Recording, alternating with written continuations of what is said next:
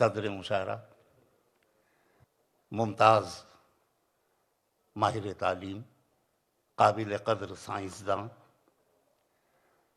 اور اس عہد کی مہکتی چمکتی ہوئی آواز کے مالک محترم پیرزادہ قاسم صاحب، سفیر پاکستان عالی مرتبت افضال محمود صاحب، شورا کرام، بالخصوص ان محفلوں کے بانی میرے عزیز اچھے شاعر، سچے انسان جناب طاہر عظیم صاحب،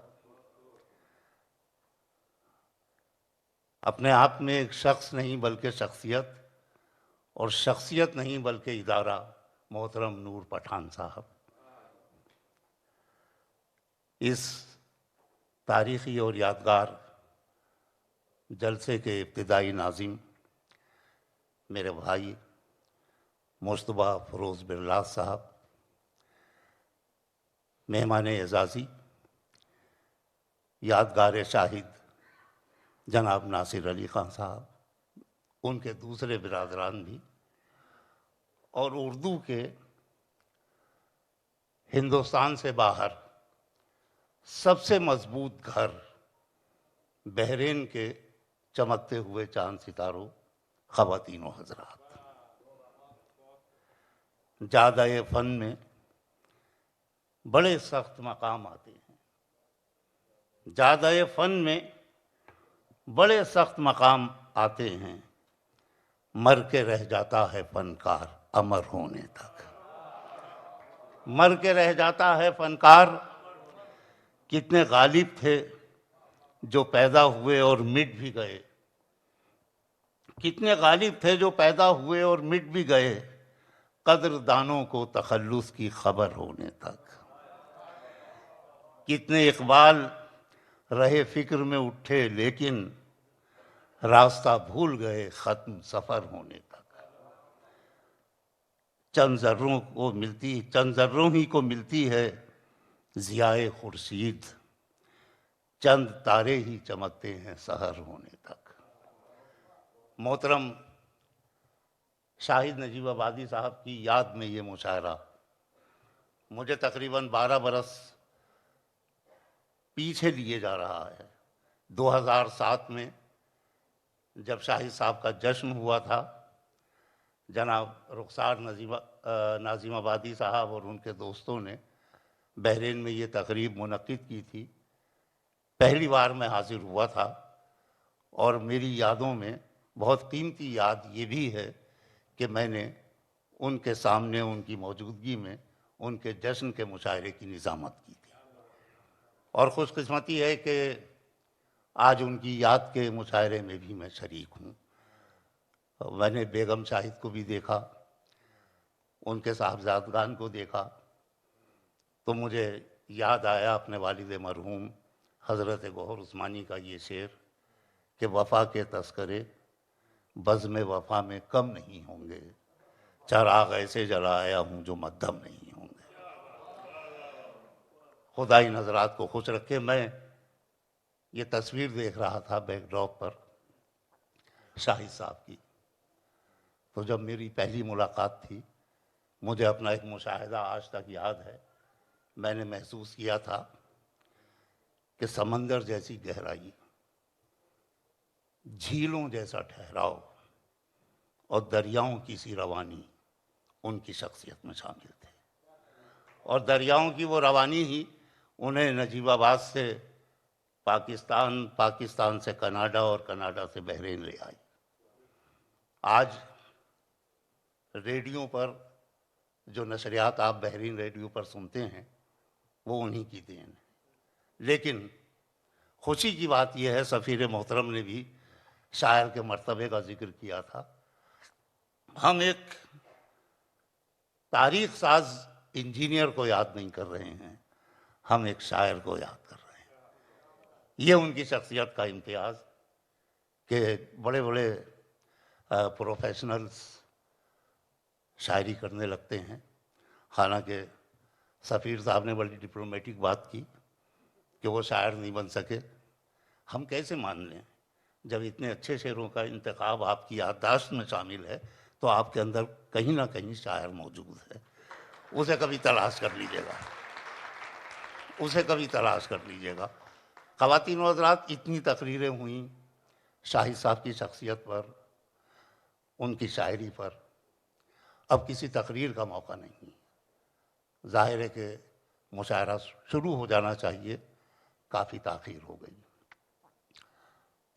پہلے شاعر سے لے کر آخری شاعر تک شاہد صاحب، ان کی شاعری، ان کی شخصیت، اس کا بڑا پن ہمارے ساتھ ساتھ سفر کرے گا.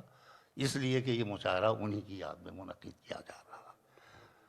اور میں یہ بھی سوچ رہا تھا کہ یہ بولتی ہوئی آنکھیں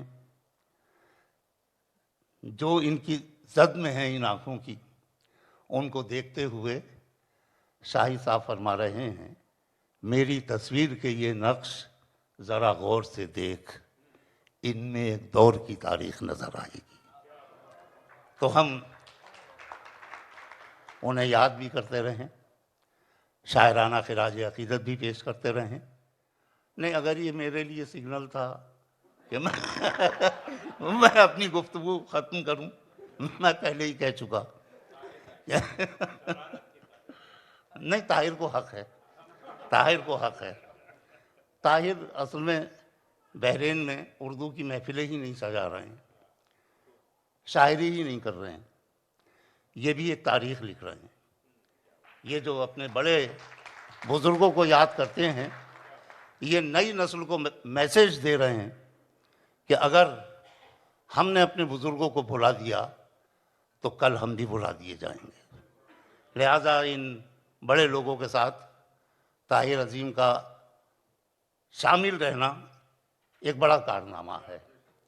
اور بحرین میں تو شکیل احمد سبرزی صاحب کی ذات کو بڑا محترم مانتا ہوں، اور اس لیے کہ انہوں نے یہ تحریک یہاں پر یہ اردو محفلوں کی، اردو مشاعروں کی بنیاد جس انداز سے رکھی ہے، حالانکہ اس میں نور پٹھان صاحب بھی ہیں، شاہد صاحب مرحوم بھی شامل تھے. تو کارواں صرف ایک شخص سے نہیں بنتا ہے، کئی لوگ ہوتے ہیں. بہرحال اس دور میں شکیل صاحب کو بحرین کے اردو اور ادبی کارواں کا میر کہنا چاہیے. وہ یہاں نہیں ہیں، لیکن ان کے جذبات خرم عباسی صاحب نے پڑھ کر سنائے، بہت اچھا لگا. شاعروں سے ایک گزارش کہ وقت کافی ہو چکا، تاخیر ہو گئی مشاعرہ شروع کرنے میں، لیکن ہم اسے اپنے طے شدہ وقت پر ختم کرنا چاہیں گے. اس لیے بہت ادب اور محبت سے گزارش کرتا ہوں کہ اپنا مجموعہ کلام نہ سنائیں، منتخب کلام سنائیں. اور وہ اس لیے بھی کہ جو ہماری نئی جنریشن مشاعرہ سننے آتی ہے، ان کا مستقبل بہت تابناک ہے، اور یہ ہمارا بھروسہ ہیں آنے والے وقت کے لیے. انہیں دیکھ کر ہمیں لگتا ہے کہ اردو کے چراغ ہمیشہ روشن رہیں گے، لیکن ان کے ساتھ زیادتی نہیں ہونی چاہیے. انہیں اتنا ہی سنائیے جتنا یہ سن سکیں اور سن کے یاد رکھ سکیں، اپنی زندگی کو خوبصورت بنا سکیں. ایک بہت روشن شخصیت کے سپرد آج کی صدارت ہے.